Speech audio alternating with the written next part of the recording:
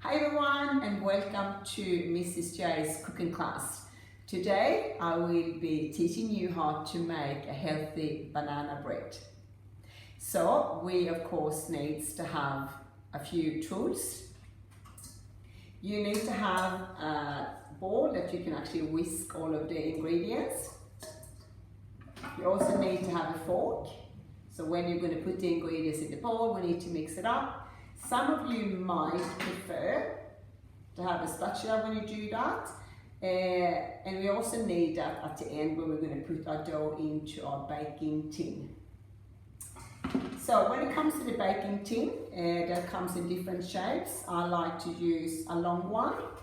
Maybe you would like to use the shape of a circle. You make that decision.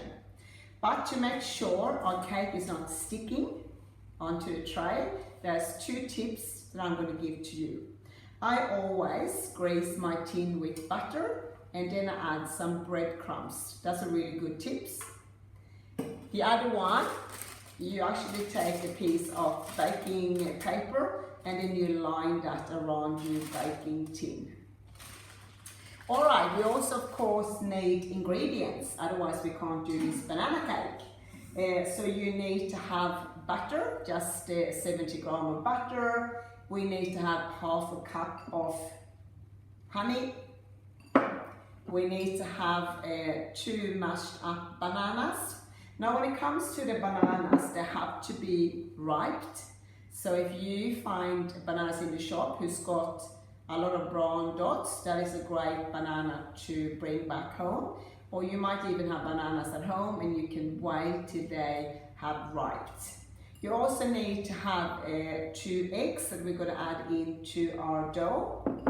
And then we need a little bit of salt, a little bit of baking powder, cinnamon powder, and also a liquid vanilla extract that we're going to add into our dough. And we also need flour. If you want to make a really healthy banana bread, there is a bread called wheat that I couldn't find today when I went to the shop, so I'm going to use the normal plain flour. If some of you need to have a dairy-free cake, you can actually remove the butter and then you just instead add some coconut oil. Alright, but now the fun begins. So we're going to start off with what we need to do with our 70 grams of butter. It needs to go into the micro oven for about 45 seconds. It's going to have to be melting. Before you do that, make sure that you ask your parents for permission to do this step, and also find out if your bowl is actually safe to go into the micro oven. So that's a really important thing to do. Anyway, we're going to get started. So we have now melted our butter. It goes into our bowl. And then we're going to mix it together with, remember again, half cup of our honey.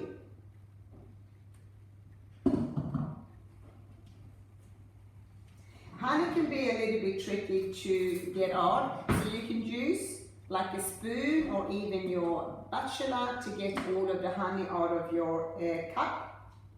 Honey will actually replace sugar, so it's a good healthy actually version to use when you are baking cake.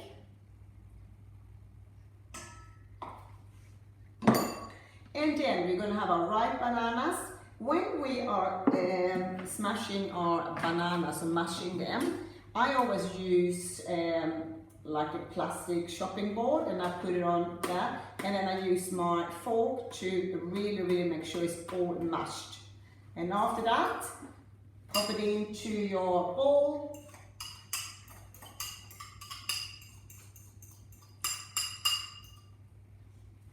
And now the fun begins. We need now to use our fork or the spatula, and we're going to make sure it all combined well together. So this will take a little bit of time. So remember, we've got the butter, we have got the bananas, we got the honey. Oh, this looks fantastic. Have a look. Perfect. After that, it's time to use our 2 eggs. When I crack my eggs, I normally use a part of a bowl or maybe a teacup, and then I crack the egg and put it into that bowl. So I've already done that, so it goes into my dough. And again, use your fork. Make sure it actually goes into your dough. Whisk it using circular movement. Oh, it smells so good already. Okay, great. When we've done this now you need to get all of these powder things in. So we're going to have a tablespoon of the baking powder, just a half teaspoon of the salt, and 1 teaspoon of the cinnamon. I love cinnamon, so I actually have a little bit extra. And that's what it is when you're baking. You sometimes have to tweak it and put in a little bit extra or a little bit less, whatever your flavor is. And then at the end, we got the vanilla extract. Put that in. And now we need to whisk this together. Mrs. J is sometimes a little bit naughty, so I sometimes add in some chocolate chips. I love nuts. So sometimes I chop up some almonds and actually put it into my banana cake. All right, very last what we need to do. So we've got 2 of the flour, and that's going to go into our dough.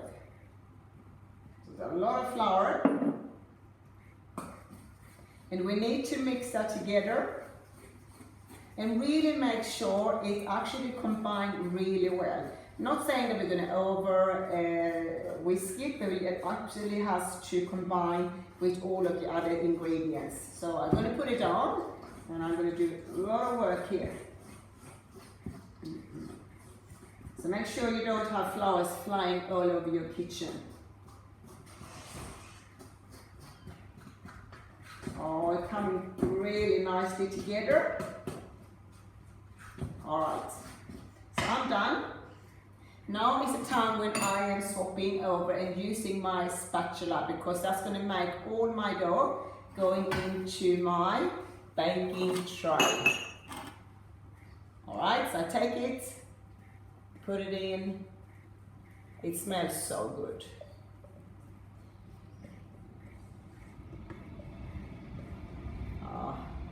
Make sure everything goes out. And then when you've done that, just make sure that you can spread it evenly in your baking tin. Perfect. Right, looks like this. And now the fun thing is going to go into your oven. Remember 180 degrees, and it's going to be in there for about 55 to 60 minutes. I want you to check on the cake after 35 minutes.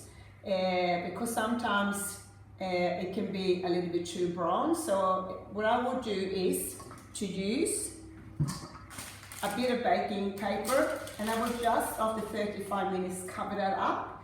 That means it's not going to be actually too dark when it comes out of the oven. All right, so Mrs. J is going to put it into the oven.